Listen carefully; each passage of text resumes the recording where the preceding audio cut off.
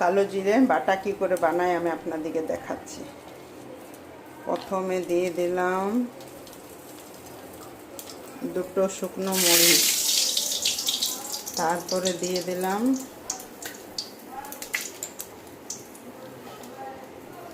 রসুন,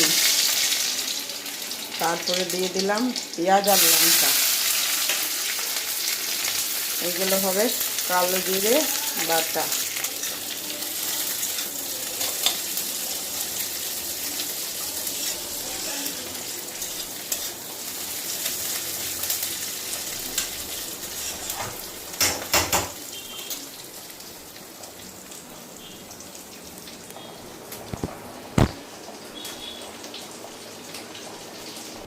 তাহলে বন্ধুরা কালো জিরা বাটা বাটবো, এবার ভাজা হয়ে গেছে কমপ্লিট। গ্যাস বন্ধ করে দিলাম। দিয়ে দিচ্ছি আমি এই মিক্সির খানে। এটা যেহেতু সিলে বাটা যায়, হয়ে গেছে আমার জিরা বাটা হয়ে গেছে। এই যে করলাম, এই যে ডাললাম, জিরা বাটা কমপ্লিট।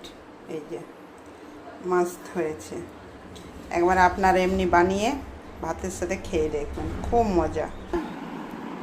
আবার আমি বানিয়ে নিয়েছি গরম ভাত, আর এই যে জিরা বাটা যেটা আপনাদেরকে দেখালাম, আর নেনুয়ার ঝোল ঝোল সবজি। আর এটা আমার বেটাকে মেখে দিতে হবে, বিনা মাখায় তো খাবে না। এই যে মেখে দিচ্ছি, আমার ছেলের খুব পছন্দ আমার হাতের মাখা। এই যে আর আমি খাচ্ছি এই যে জিরা বাটা দিয়ে গরম গরম গরম গরম ভাত। এই যে আপনারা বানিয়ে দেখবেন বন্ধুরা, দারুণ লাগে খেতে। তারপরে আমাকে কমেন্টে জানাবেন সত্যি না মিথ্যে, এত টেস্ট না মাছ মাংস ছেড়ে দেবেন আপনারা। এই জিরা বাই।